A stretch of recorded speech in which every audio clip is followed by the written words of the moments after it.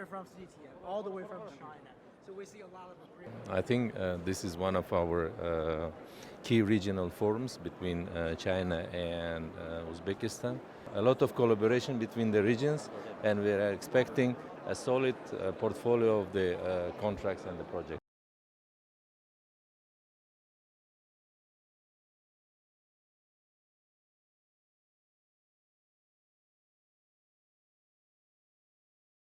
我觉得首先乌兹别克斯坦这个是我们“一带一路”的重要的一个区位啊，它的区位优势呢相当重要，因为你比如说现在乌兹别克斯坦这个是一个在古代就是一个枢纽，那我们呢是来自于西安，所以我们西安呢也是一个从通道经济向在过往到枢纽经济一个过程，所以呢枢纽呢要做一个平台，这个平台呢就加强我们整个双方之间的一个经贸往来。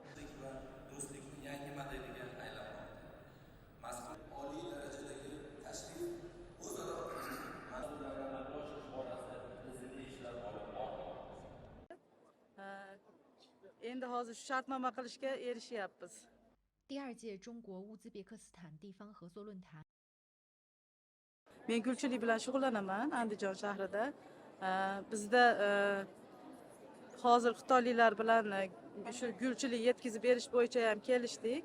Endi hozir bu katta bizga juda katta imkoniyatda Xitoy O'zbekiston forumida qatnashish. 2 kundan beri biz shu yerdamiz.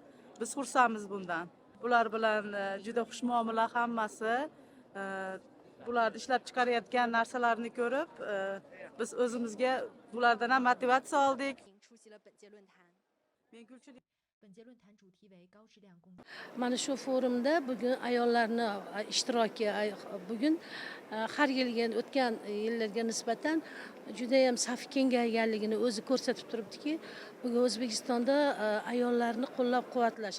Demakki, bu bugun dunyo hamjamiyati bilan teng rivojlanishdagi davlatimizda ayollarga berilgan imkoniyatning bir mahsuli deb qarashimiz mumkin. Ayniqsa O'zbekiston Xitoy hamkorligi hozirgacha biz 250 million dollardan ortiqroq shartnomalar imzolashga harakat qildik va qo'limizda yuzlab yangi loyihalar ustida ishlayotgan tilakdosh ekanliklarini bildirishyapti. Jelajahi cara baru mendapatkan informasi.